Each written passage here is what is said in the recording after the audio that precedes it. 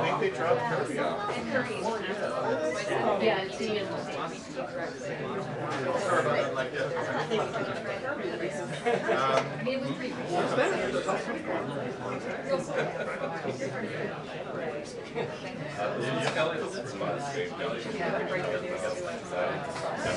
We have some wins. Now and then.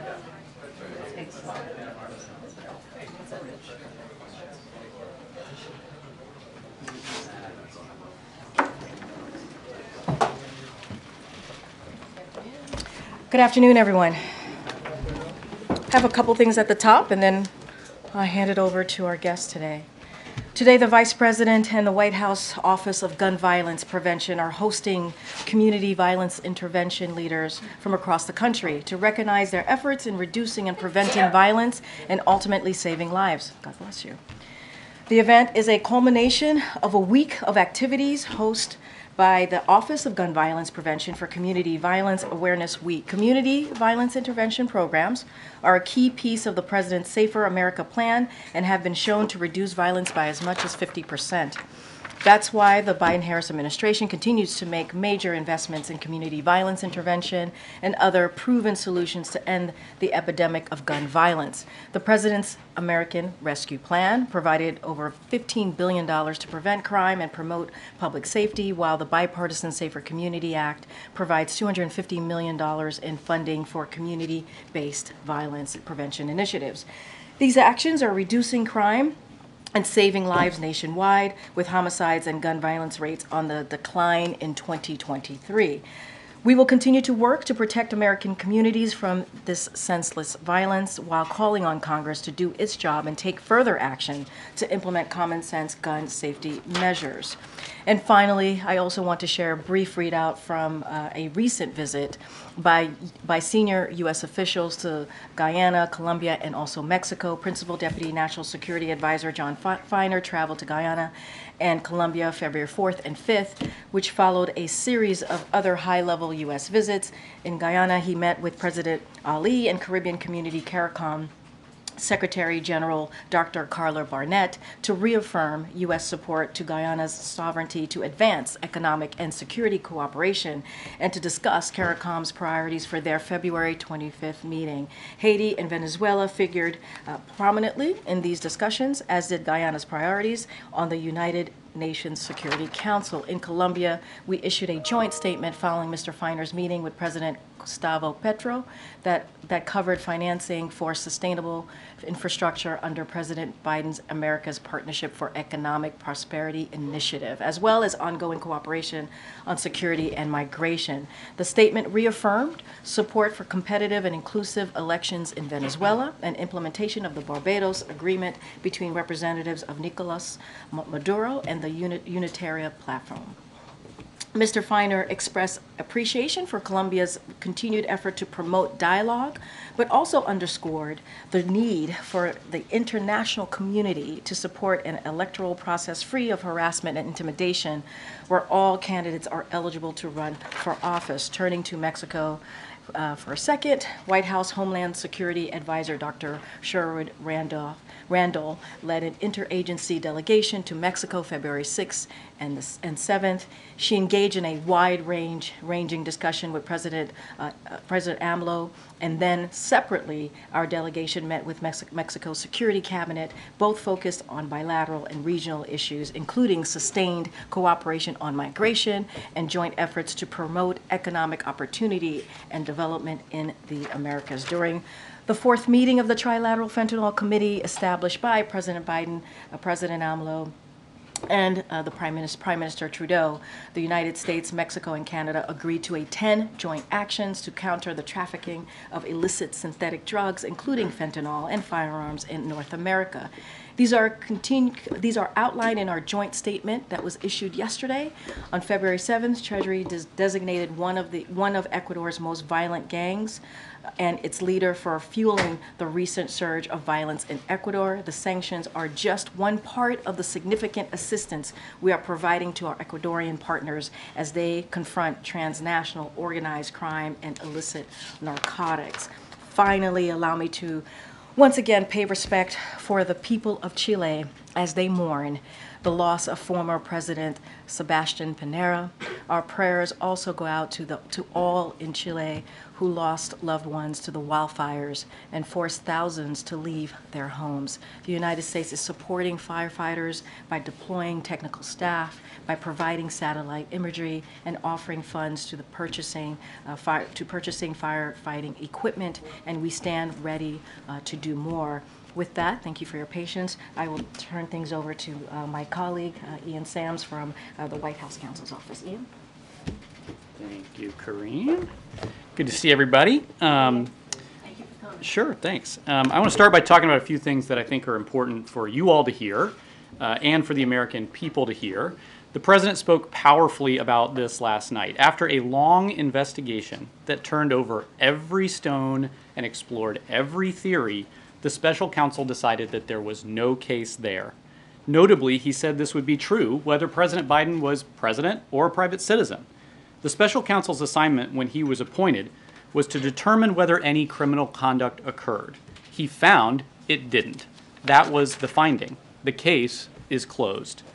I want to read you something from none other than Ken Starr, who most people in this room will remember is the independent counsel who investigated former President Clinton.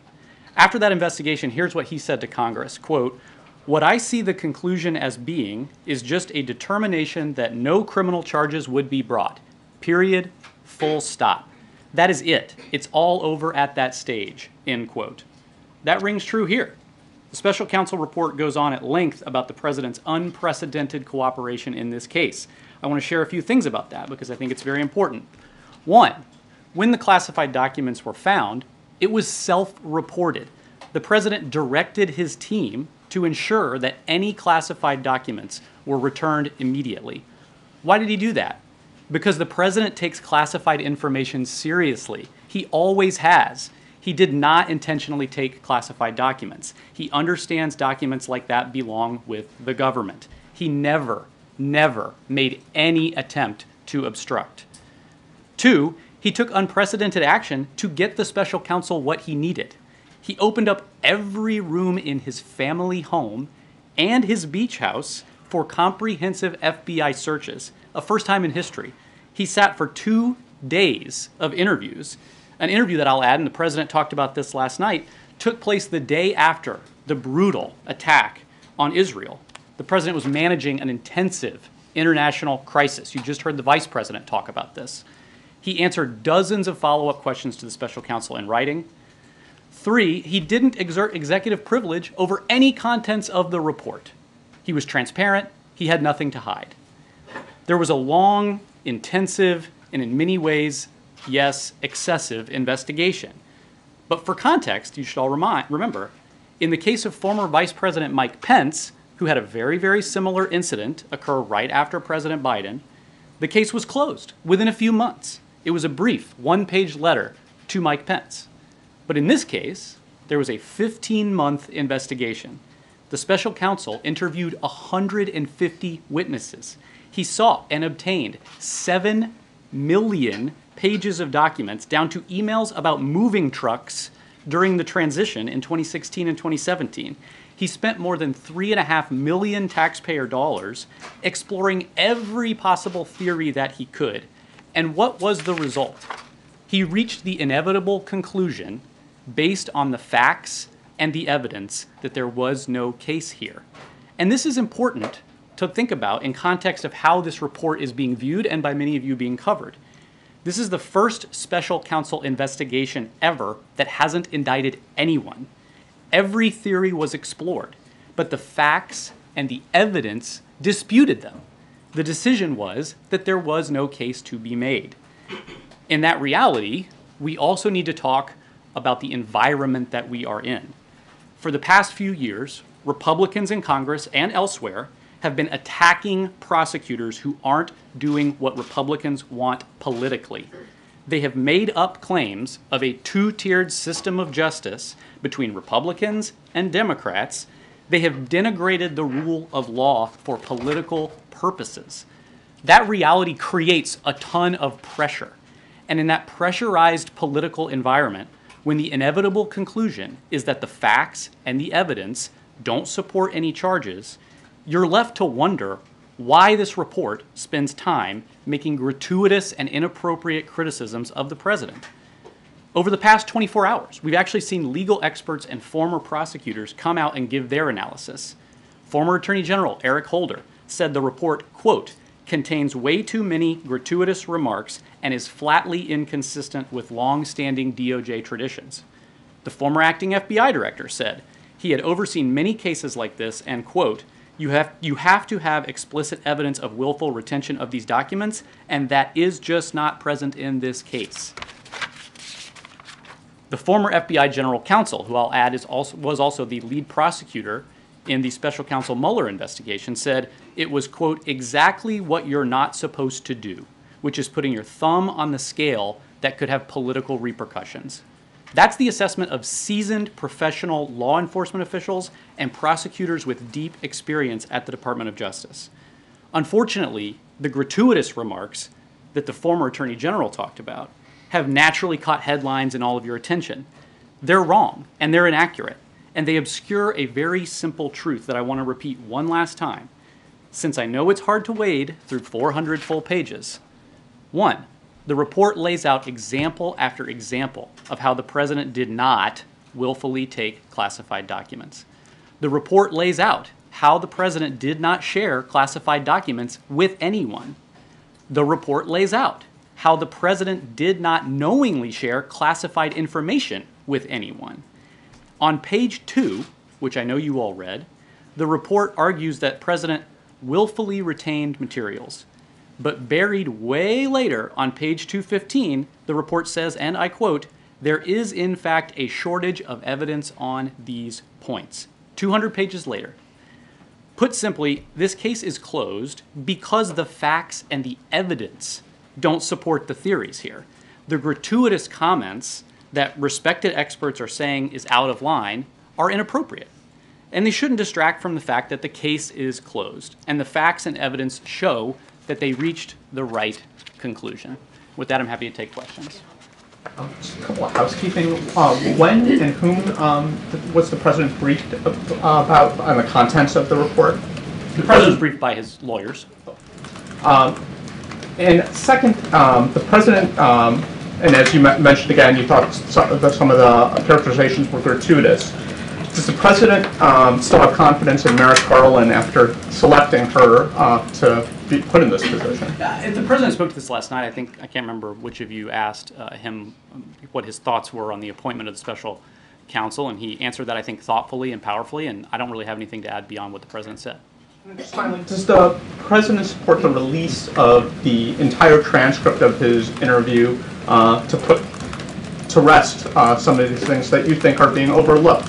Yeah, it's a reasonable question. I think that it's important to know that we're dealing with classified materials in this conversation. There are classification issues there. I don't have any announcement on, releasing anything today, but it's a reasonable question, and there are classified stuff, and we'll have to work through all that. So, but once you can work through, like, say, a redacted version, would the president support the release as long as you can obviously keep what needs to be kept secret? Well, we'll take a look at that and make a determination. Thanks again. 2 questions. First, you said in the topper that the president takes classified information seriously, and the president said last night that he never discussed classified material with anyone, but the special counsel's report said that on 3 different occasions he did discuss it with his ghostwriter. I understand it didn't meet the bar for prosecution, but how do you reconcile the president's statement with what's in the report? Sure. Well, if you read the full report, it actually gets into each of those 3 instances. I think Justin rightly points out that we're talking about 3 instances out of 250 pages of evidence that they're talking about criticizing. I think it's important to look at those 3 examples. 2 of them are his own notes to himself in his personal diary that he was reading about to his ghostwriter for his memoir, for a memoir about his life after his son Beau died. And he was reading these passages that he had written to himself to share information with him, and he took pains, and the report lays this out, to express how sensitive some of the information was and that we should be careful with it. And of those 2 passages from his diaries that he talked about with his ghostwriter, weren't in the book. There's no classified information in the book. And so I want to just make that point. And the second is there's a kind of an allegation of willfully taking a classified document that he talked about with his ghostwriter. That's false. As the president talked about last night, he was again talking about a handwritten letter that he had sent to President Obama and faxed to him about the Afghanistan troop surge. Like, these are the president's own personal writings, the president's own diary notes to himself. And I think there's an important thing to think about here. There's plenty of historical analogs, the most notable of which is Ronald Reagan, President Reagan, whose diaries very famously became a subject of a lot of attention in the country. And the Justice Department knew that President Reagan's diaries had classified information in them, knew it at the time. He took those diaries home. He read those diaries to people. He shared the actual physical copy of the diaries, which the special counsel report talks about. Joe Biden never even gave custody of his notebooks to anybody, and they never even asked for those diaries back, and they never launched an investigation. And why is that? It's because historically, going back to the beginning of the country, presidents keep diaries. We should want our presidents to be thoughtful and deliberative about the decisions that they make on the most consequential issues of our time. And we have entrusted presidents to be safekeepers of this information, and we have expressed great gratitude, including many of you in the press, when presidents share through books and other things insights into their thinking and decision making and historical context. And so I think it's lost in the shuffle of all of this that the president did what all of his predecessors had done, which was take notes for himself, keep a diary of his own daily life so that he could think back on these big moments of the time. And so, that's important to know about this allegation that there was sharing. Right, is your contention that just because the president rewrote classified material in his own words and then shared it with somebody who didn't have the security clearance for it, that it was okay? Well, let's look at the report. I mean, we talked a lot about the report. I understand it's long, 400 pages. I'm not sure how many people in this room have read the entire thing. Page 3, which I think is what everybody's asking about and understandably says, quote, Mr. Biden shared information, including some classified information, with his ghostwriter, right? But if you go to page 248, the report says, quote, we conclude that the evidence does not establish that Mr. Biden willfully disclosed national defense information to his writing assistant. That's in the report. That's the conclusion that was made based on the evidence. And there's something else I want to add about this because we've gone back and forth. On page 1 of the report, it says the president willfully retained classified marked documents relating to Afghanistan. But on page 215 of the report, it says, quote, there's in fact a shortage of evidence on these points. On page 5 of the report, everybody read that, first few pages, says, quote, Mr. Biden's memory was significantly limited. But here's something that everybody should make sure that they see. Elsewhere in the report, he says, quote, we expect the evidence of Mr. Biden's state of mind to be compelling, pointing to him providing, quote, clear and forceful testimony. That's his comments on his state of mind later in the report.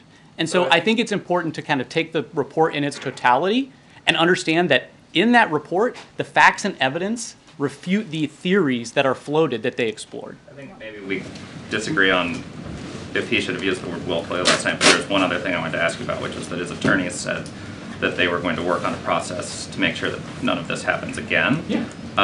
Obviously, there's the potential that this administration has less than a year left, so I'm wondering if you could detail what the timeline is on that, what you guys are considering for that type of process. Yeah, it's a great question. I think that something that this issue a year ago brought to light is that this is a, unfortunately, very common occurrence in our country. The National Archives has talked about how 80 different libraries and collections just in the last decade or so have called and said, oh, we found classified documents in these papers. And they have a process that you're supposed to turn those back in. But then, we had the issue with President Biden. Immediately after that, we had the issue with Vice President Pence. And I think it's important to understand that this is a common occurrence, and the president thinks that we should fix it. Like, he gave all these documents back. He knew he did not, that these governments should be in possession, that the government should be in possession of these documents.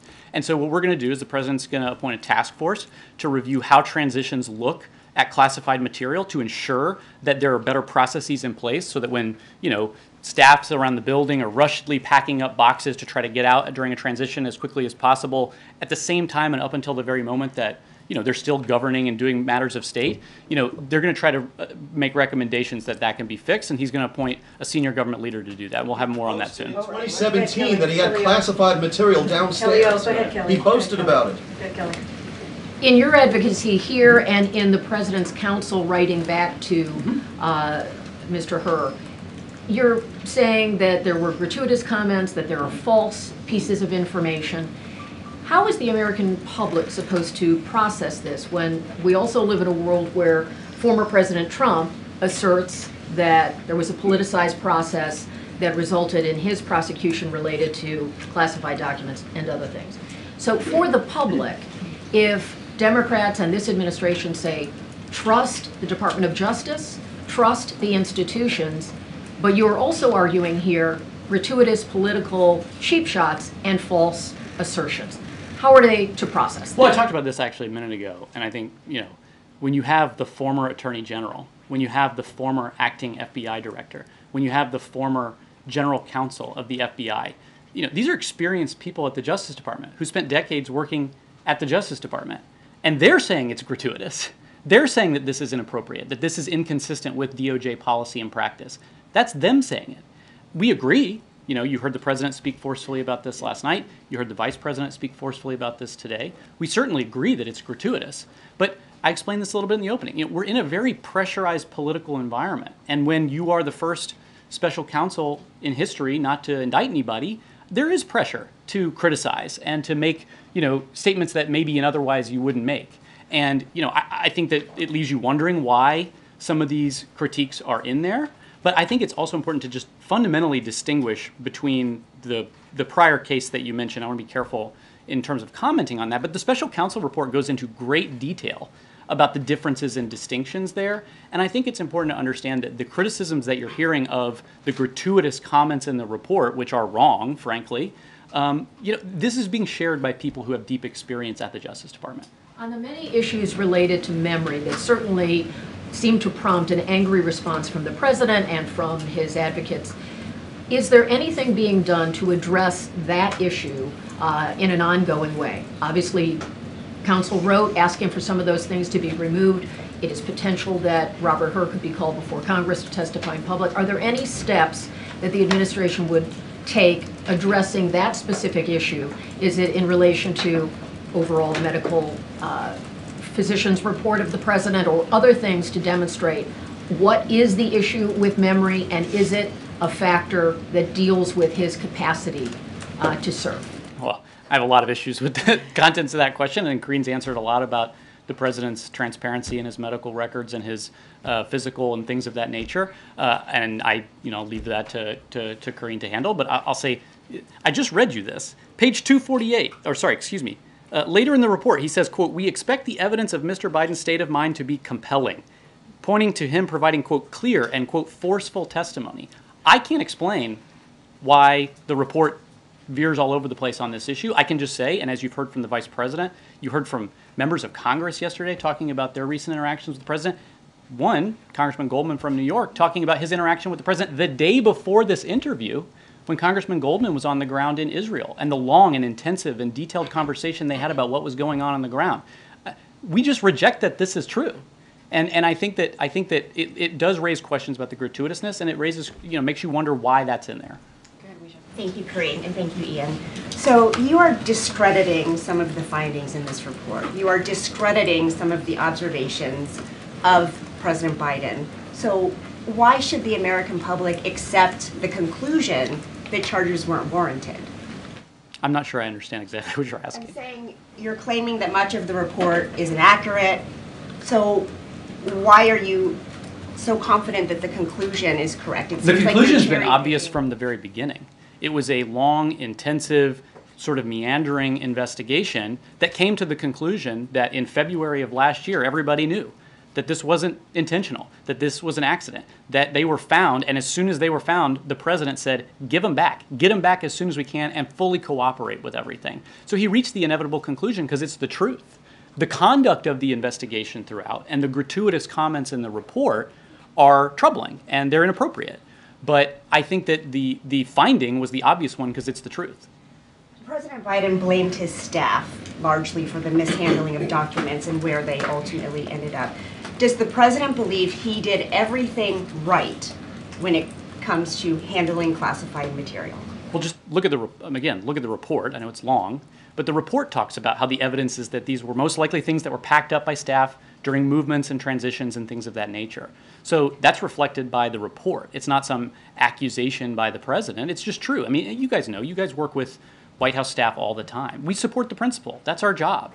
And the principal relies on their staff to help them with things. And the president said this last night. You know, he talked about how, you know, looking back, if he had been more he wished to be more engaged in that process of the packing and the moving things to make sure that things were being done the right way. And I think the most important thing to remember is once it was realized that something wrong had happened, he did everything right to get it back and to fix the problem. What about all the stuff that he talked about that was in his home, in filing cabinets that were either locked or able to be locked in his house?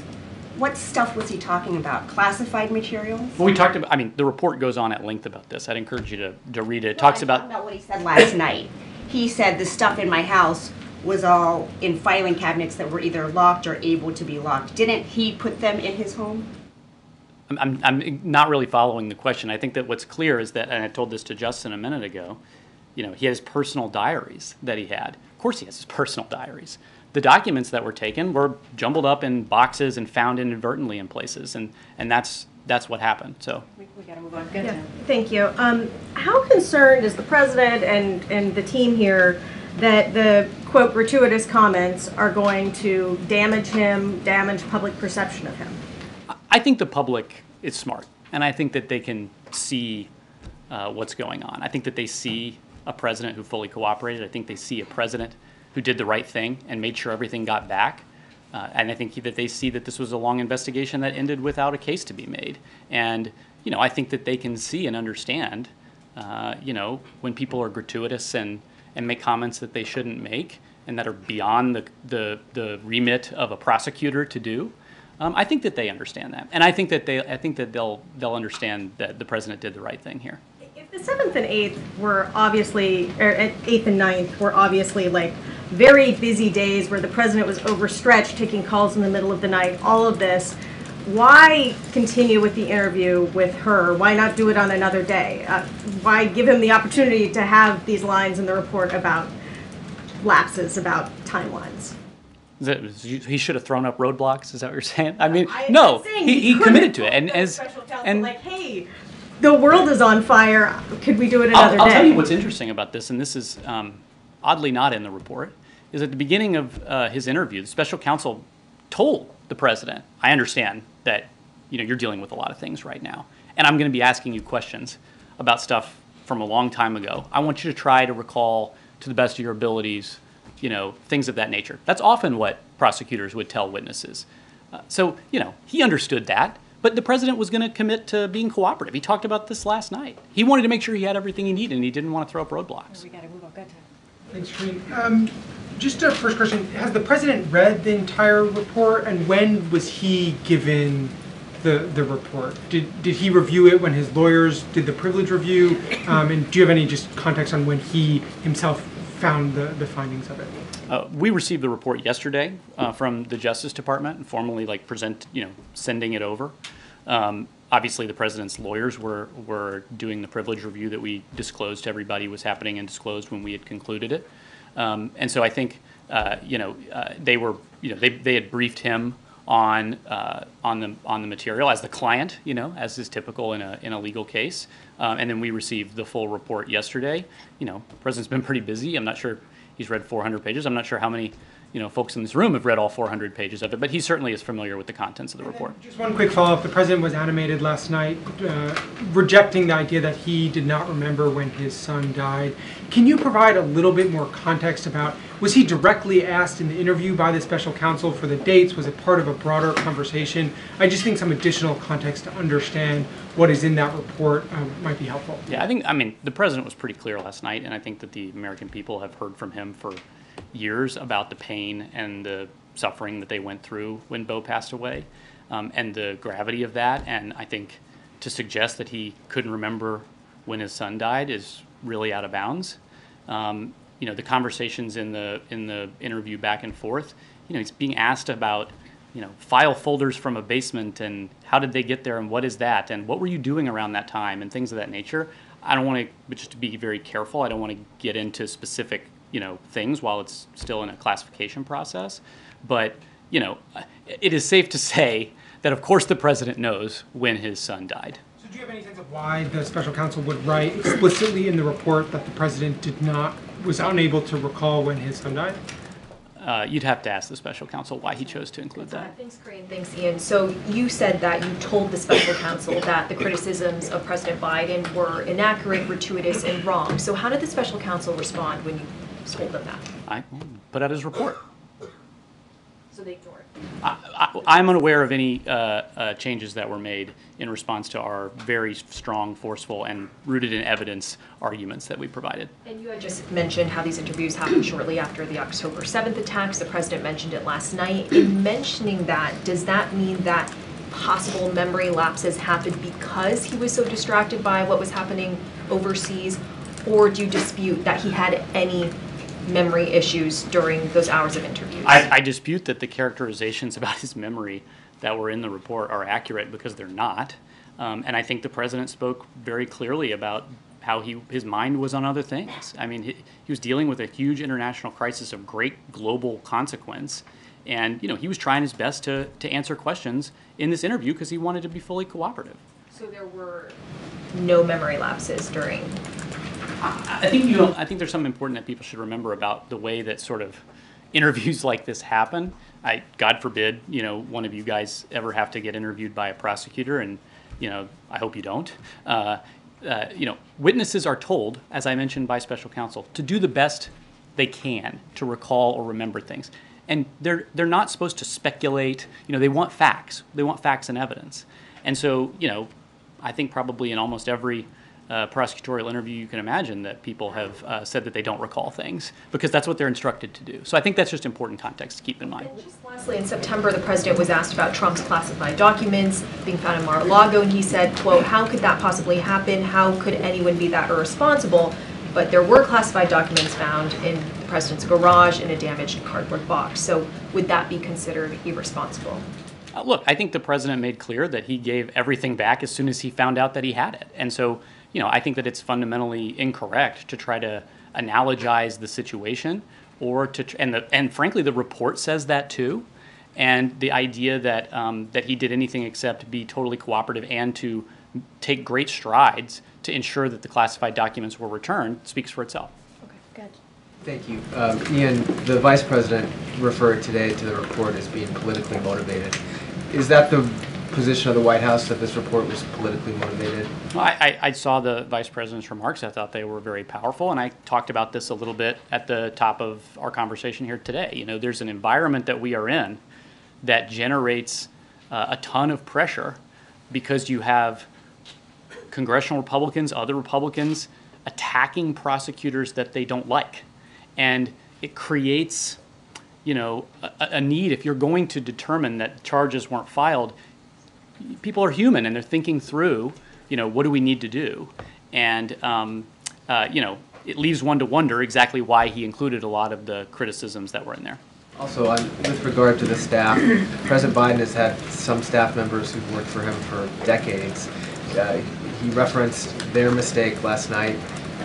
Has he had a visit with any of these staff members? Do the staff members who are responsible for taking those documents to his house, do they still work for the president? Have there been any consequences? Well, I think I talked about this also before. I mean, this is an issue that has plagued administrations of both parties for 50 years, where accidentally things get shuffled up and taken and removed. And the archives has, literally they put a frequently asked questions page on their website about what you do if you find them accidentally. That's how often it happens. And, he gave them all back as soon as he found out about it.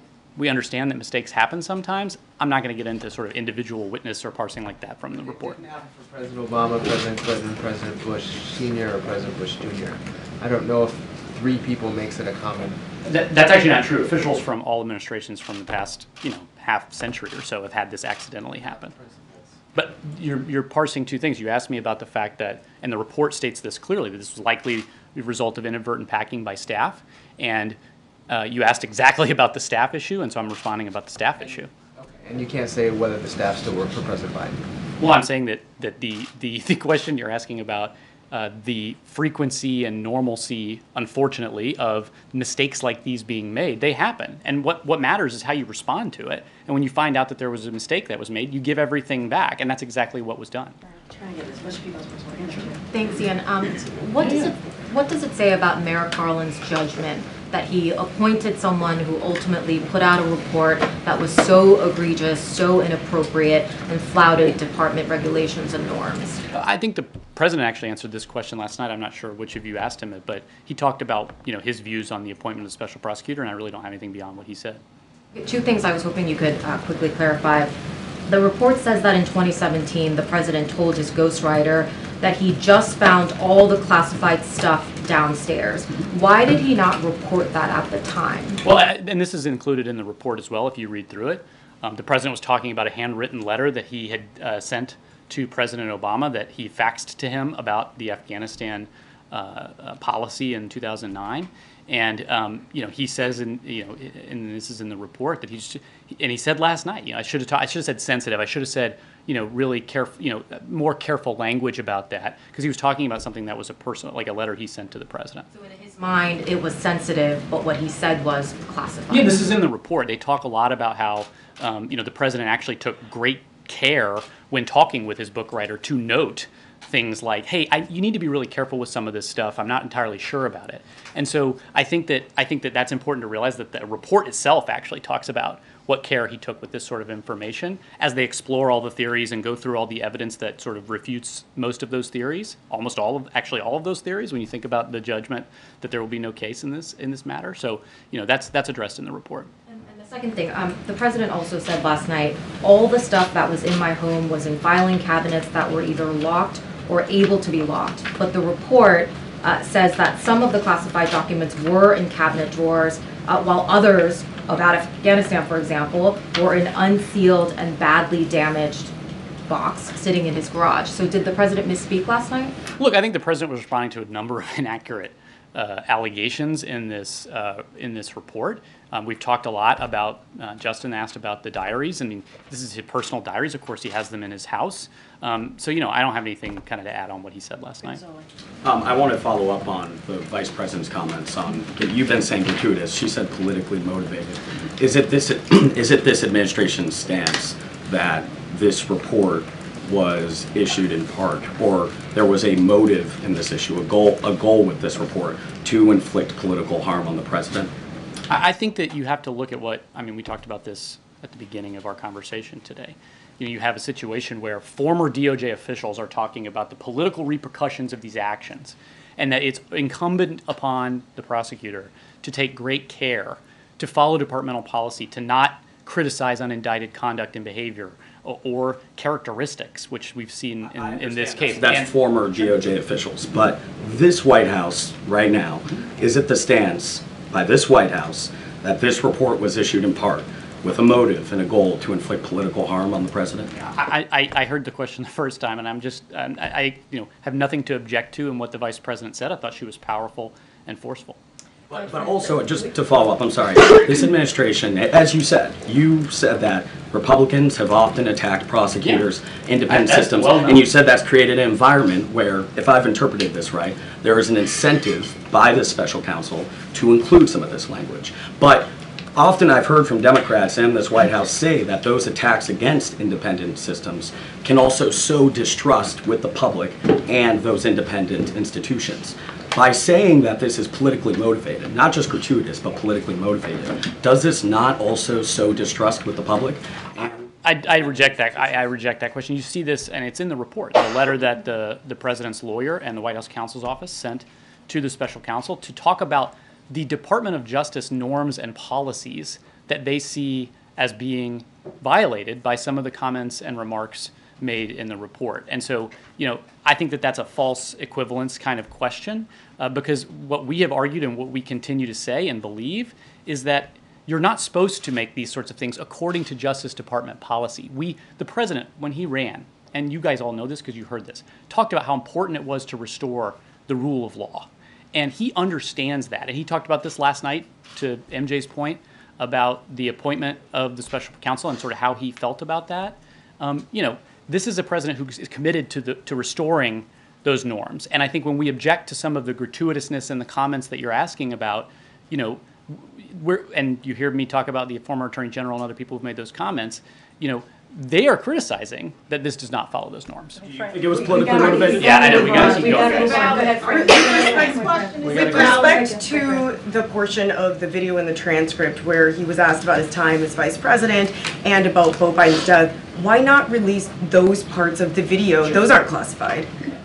It's a transcript we're talking about, and I already addressed this with Justin. Okay, so what you're saying is this wasn't a video, there's not tapes that you can release of that? I was just responding. I think that the question is about the transcript. Okay, and as far as former Attorney General Holder is concerned, you referenced him and the normal DOJ review process. He brought that up in his tweet as well, or his ex-posting.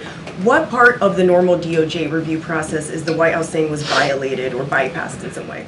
Well, there's actually, it's an interesting question. It's a little in the weeds, pardon me, but the special counsel regulations that exist at the Justice Department govern the process that is supposed to happen here. And the Justice Department has its own sort of manual of procedures. And, you know, as you've heard from those experts, you're not supposed to sort of criticize unindicted conduct when you're making these determinations. Okay, Phil in the back. Thank you. A follow-up and then a separate question. You said a moment ago that the president was responding to inaccurate information when he claimed last night that all the stuff in my home was behind locked filing cabinets. Is he entirely clear now, at this point, where all the documents were discovered? And does he now know that his statement about locked filing cabinets is false?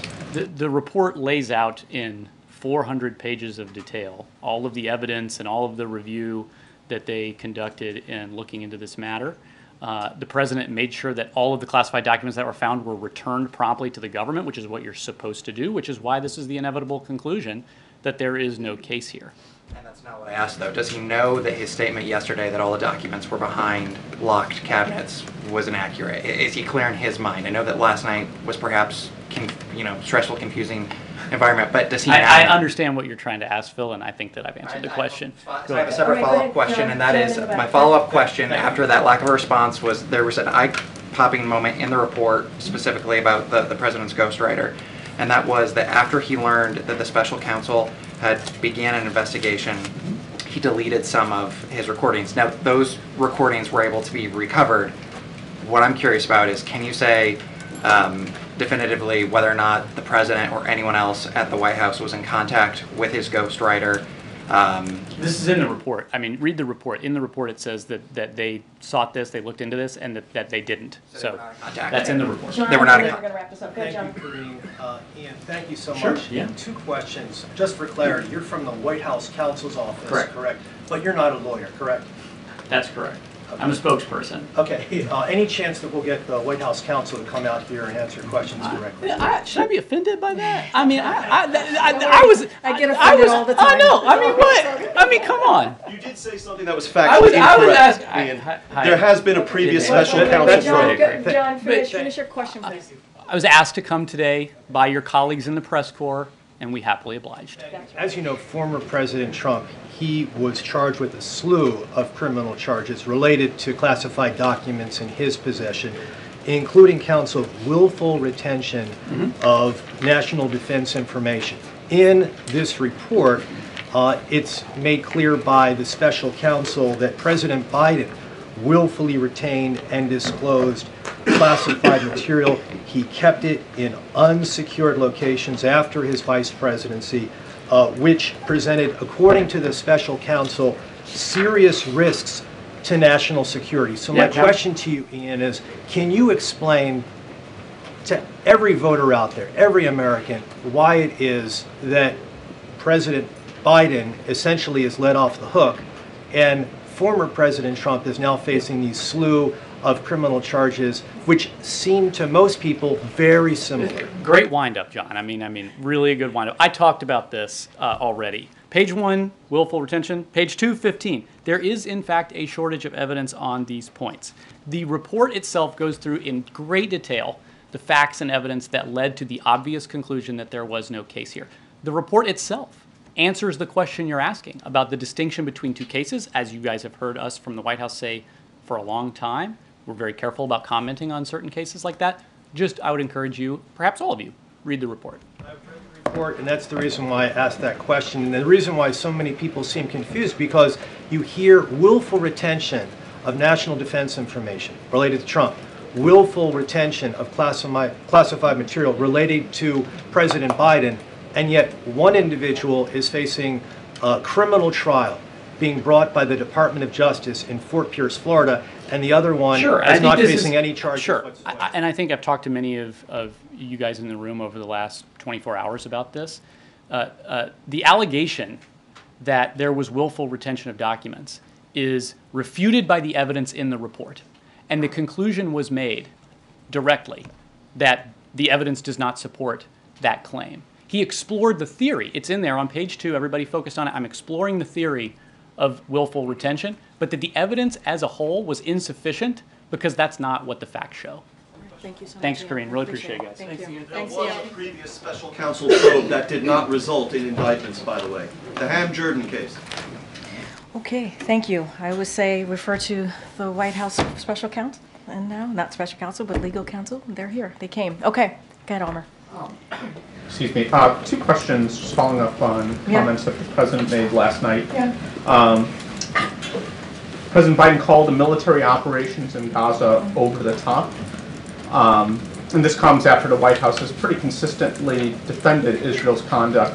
What's changed, and what exactly did the President mean by over the top? Yeah, so first of all, I would say nothing has changed. His position hasn't changed. I don't think his messaging has changed.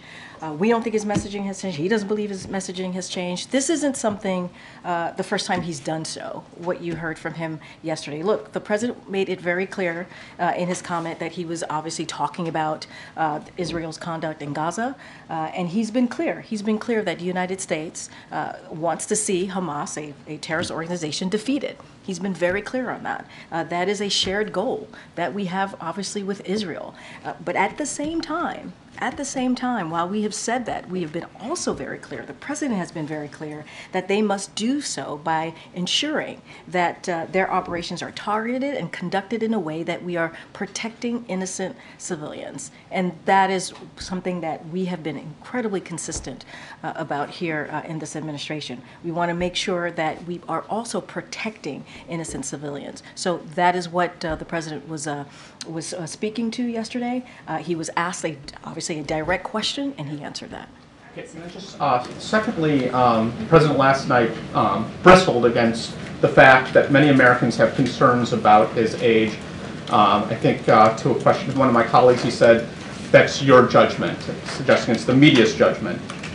There's no shortage of published polls that suggests Americans have concern about his age and stamina, and it's been put in all sorts of different ways. So is the President not in touch with what Americans feel about this issue? So, look, obviously when it comes to the report more broadly, you just heard from my colleague, Ian Sams, that part of the report we don't think lives in reality, and that's what he was speaking to, where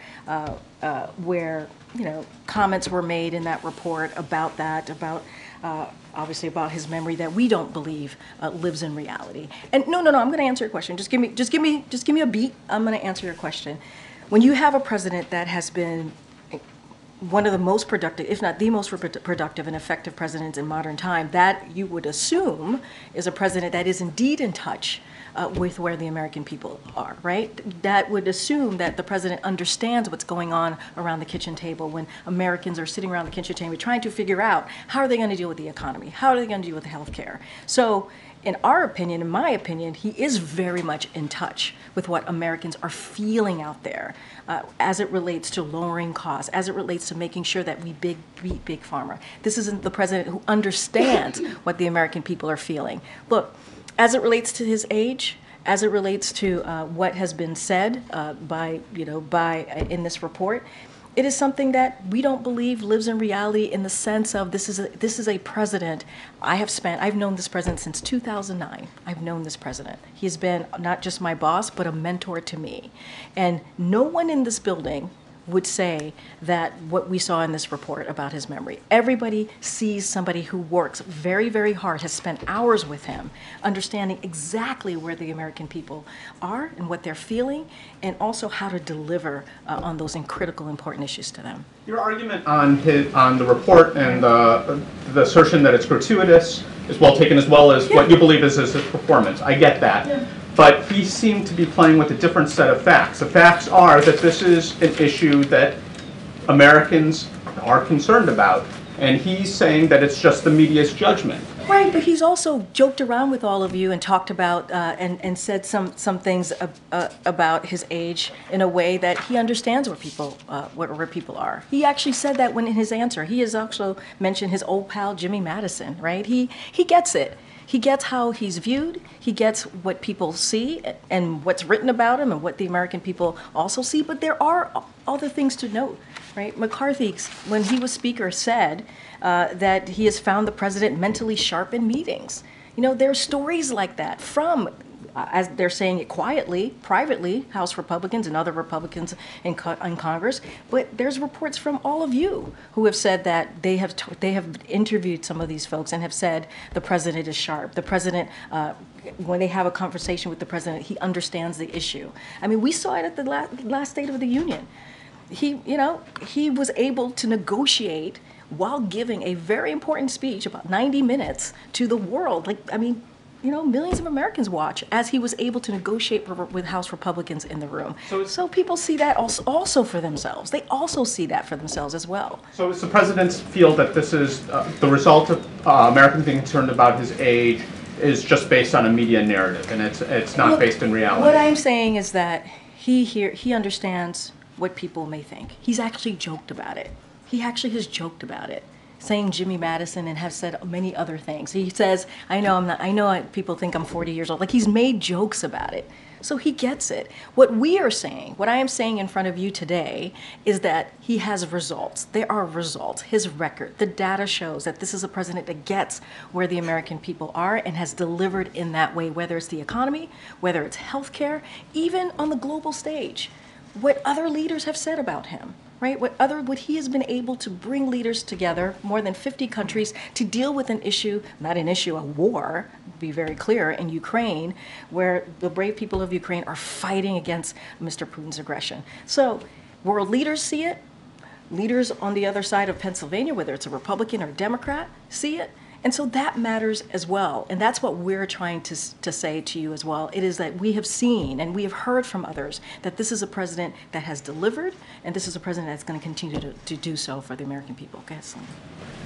Thanks, Karine. You've downplayed concerns about the president's memories in situations where he's mixed up certain things. You've said it happens and it's common. But yesterday we saw the president again have a mix-up with the president of Egypt, with the president of Mexico. So how do you explain that? Is it not valid that voters would have these concerns?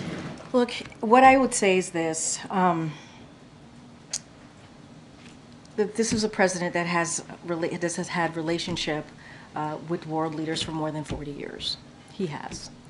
And at times, and I even said this yesterday, has he misspoken, as many of us do. I've laid out some examples of even Speaker Johnson just on TV, on Meet the Press on Sunday, who said he supports Iran when he meant to say he supports Israel. It happens. It truly, truly happens. In that same answer that he gave, he actually gave an incredibly detailed answer on the overlapping dynamics in the Middle East as he was responding to the question that he received from one of your colleagues. And look, I want to quote one more person, as I've been quoting folks today. Yara Rosenberg at the Atlantic said, Biden has gaff names his entire career. His entire career. It is not uncommon that he has done that, like many of us do.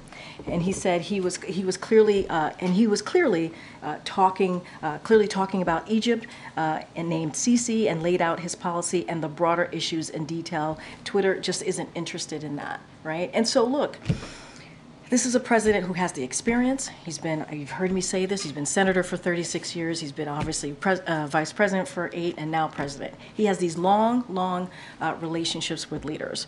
I think what's important here is to remember is that when it comes to the essence of the issue at hand, he understands that and has dealt with that probably, better than any modern day president because of the record that we have seen, because of what has presented in front of him as we look at what's going on in the world, what's going on in Ukraine, what's going on in the Middle East. How did the president react when he first saw the report?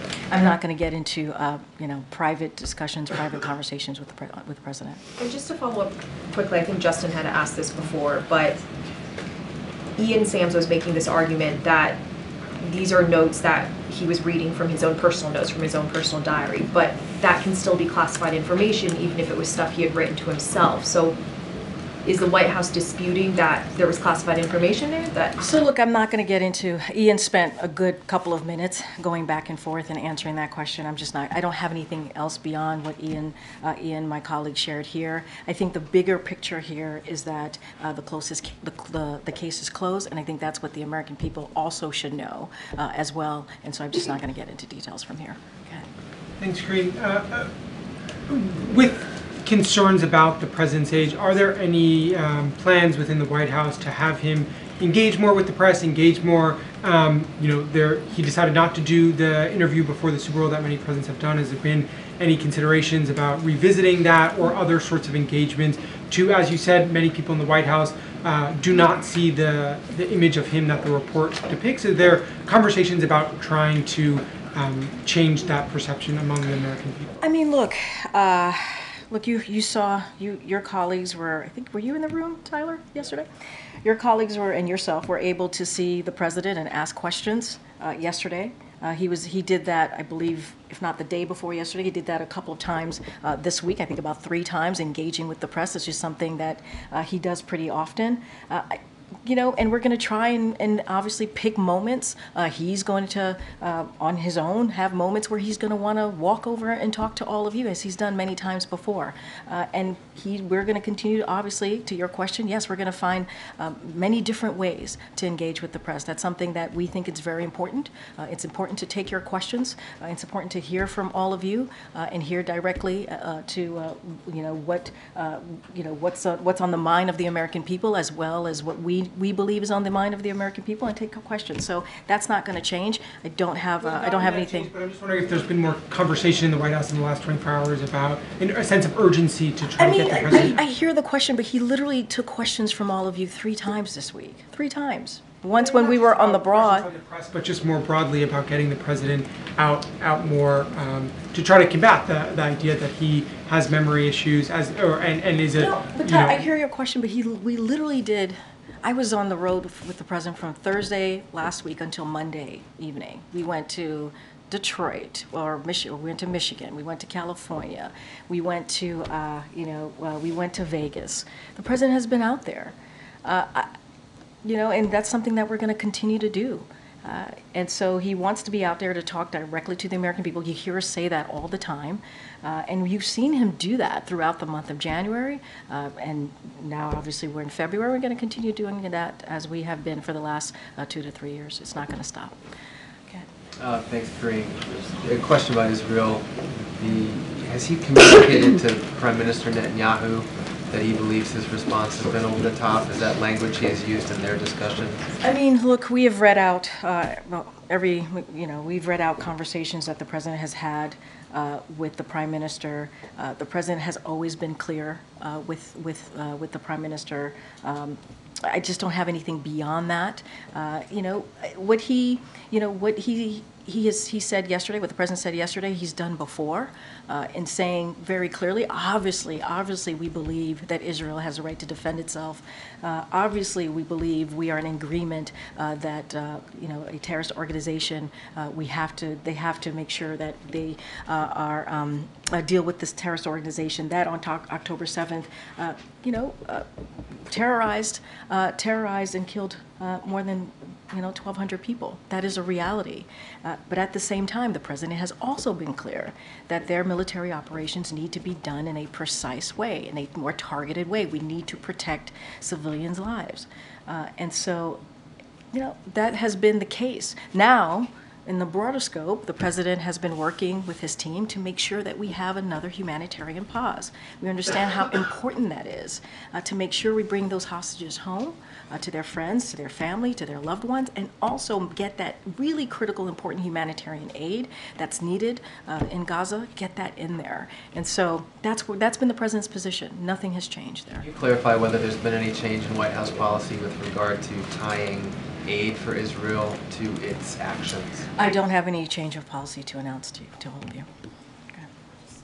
Since my colleague referenced a question that we asked last night, the question was about voters having concerns about the president's age, and his response was that that was my judgment.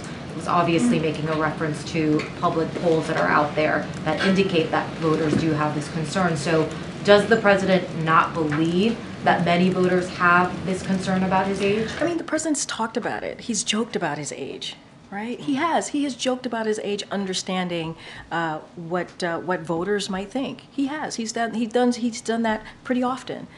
I think I think the other thing that we want to make sure that you all understand is that this is a president that also has delivered for the American people. That is a fact. That is something that we see in the data. That is something that we see in the policy, whether it's a bipartisan legislation that we've been able to get through that people didn't think we would be able to get through, whether it's as it relates to like infrastructure or the Chips and Science Act, real things that American people feel. And for him, that's what he believes is important to focus on, is what the American people need in the sense of issues that matter to them. And that's what he wants his focus to be. That's what we want our focus to be as well. That's what we're always trying to communicate with all of you. But he jokes about it all the time. He makes jokes about his age all the time. I'm just asking for clarification on why the fact that we brought up that concern prompted him to say, this is your judgment. As though there isn't because that shows that voters do have that concern. Well, I just stated moments ago, it is your judgment, right? In the sense of like that is not what we see, right? When we see what it wasn't my judgment, but meaning more broadly. I'm not talking about you specifically. Yes, more broadly. I'm just asking, does the president believe and understand that that is a concern that voters have? I already said he understands. That's why he makes jokes about it.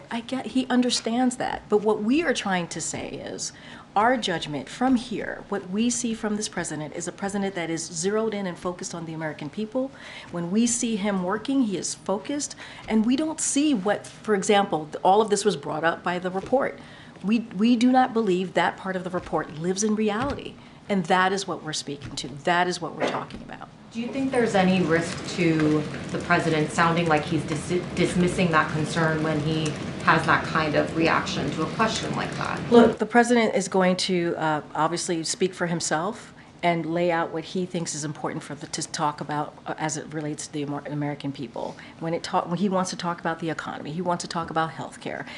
We are talking this week about gun violence, right? How do we prevent gun violence, which is an issue that is incredibly important to communities across the country. When you think about gun violence being an epidemic in this country, those are the things that he wants to focus on. Those are the things that he wants to make sure that the American people understand what we're doing to deal with those critical issues. As it relates to his age, he makes jokes about it. He does. You hear him make jokes about it all the time. He gets it. He gets it. But he also wants to make sure that we are talking about the issues that, and I talked about this almost starting this the briefing here, is what people really care about when they are sitting around their kitchen table. And that matters. We believe that matters as well. Okay, Francesca. Thanks, Karine. Picking up on Tyler's line of questioning, why wasn't there a 2-2 today with the German chancellor? Look, we always find different ways to to engage with the press when we do these types of bilats. There are many things that come into consideration, and with this trip, there was no 2+2. You're going to see, obviously, there's going to be some of your colleagues going to be part of the pool spray in a couple of minutes, not too long from now, and so you'll have an opportunity to see the two of them. Look, every visit is different. And they're different for different reasons. It's not just us. We have conversations with other countries that the leader, obviously the leader of the team of the other country. This just happens to not have a 2+2, but that's not always the case. And yesterday, when you made light of the president's verbal flubs, had you been briefed on the special counsel report or seen it at all? Nope, not at all. And what do you mean when I made light of the president's verbal flubs? Well, you made some jokes in response to questions about the president confusing world leaders with deceased world leaders. And what I did was I tried to state very clearly that, and yes, I did it in a light way because it does happen to many people. And I actually talked about one of your colleagues that I do it to all the time. And so, look, I just want to be very clear. This is a president that is very much focused on the American people. He is very much focused on making sure what he was elected to do gets done. With the promises that he's made to communities across the country gets kept. So I just want to make sure that is made also very clear. And finally, in response to the special counsel report, one of the president's Republican presidential rivals, Nikki Haley, has called for a mental competency test for the president. Is that something that the White House is actively considering as a way to try and put to rest some of these allegations about his memory lapses? I mean, look, I'm not a medical doctor. So certainly I'm not going to stand here and make opine on tests or anything of that nature. What I can say is that, and I remember talking to the president's doctor last year when I was asked about a cognitive test when the president's physical came out, and he said to me, and I'm paraphrasing because this was over a year ago at this point, that because of the president's actions every day, what he deals with world leaders, the domestic issues that he has to deal with, he believes that shows, right? That shows that the president is very much active and understands what's going on, right? And didn't believe that a test like that was warranted because of just who he is as president of the United States and everything that he has to deal with. But again, I'm not a medical doctor. The president's going to continue to be obviously transparent when it comes to his physical. We were the last 2 years. We'll have one. He'll have one this year, and when the time permits, obviously, or when the time comes, we'll certainly share that. Thank you, Karine. Last night, soon after the president's remarks about Israel, the administration announced a national security memo that calls for the State Department to obtain written assurances that countries that receive weapons from the U.S. will use those weapons in accordance with the law of war. Jake Sullivan, Kirby, others have previously said that the U.S. already requires those assurances. So why did the administration feel the need to formalize that and ask for it in writing now? So look, so this memorandum that you're speaking of, it emerged in part with our discussions with members of Congress, so this obviously memo came out yesterday, and so it's called the National Security Memorandum. It outlines the standards that countries must adhere, as you just laid out. But I also want to be clear: there are no new standards in this memo.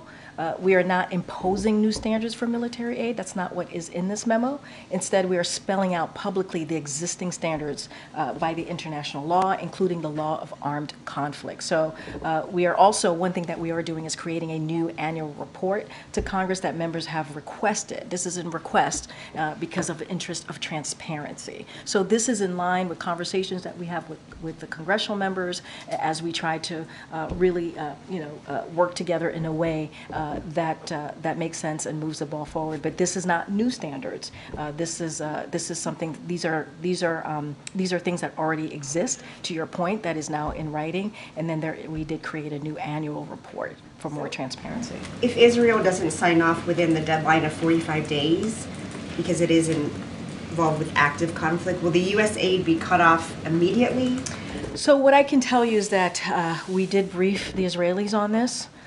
They reiterated their willingness to provide these types of assurances, so those conversations are happening, and they obviously they reiterated their willingness for the assurances. Okay. One more. Okay. Thank you, Karine.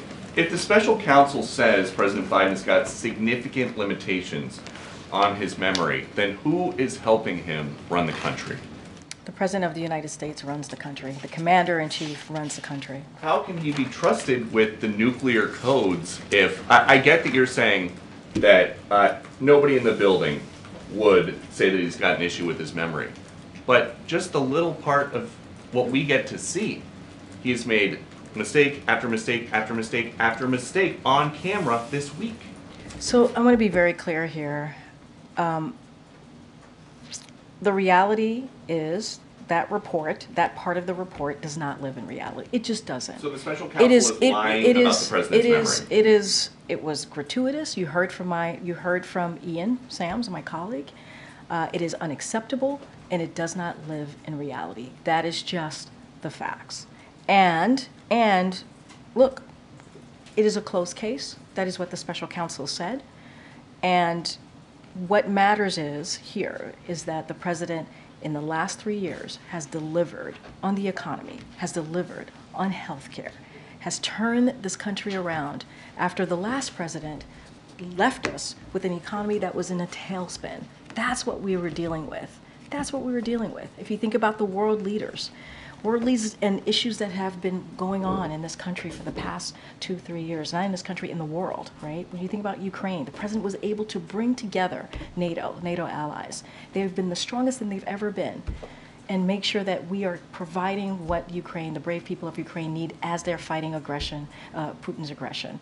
And that is what this president has been able to do. His experience as former senator, as former vice president, and now president, has gotten us to a place where we've been able to turn things around in a way that we meet the needs of the American people, whether it's domestic issues or national security issues. And that is what matters. That part of the report does not live in reality. Bye, everybody. Have a great weekend. When can we talk to the president's doctor?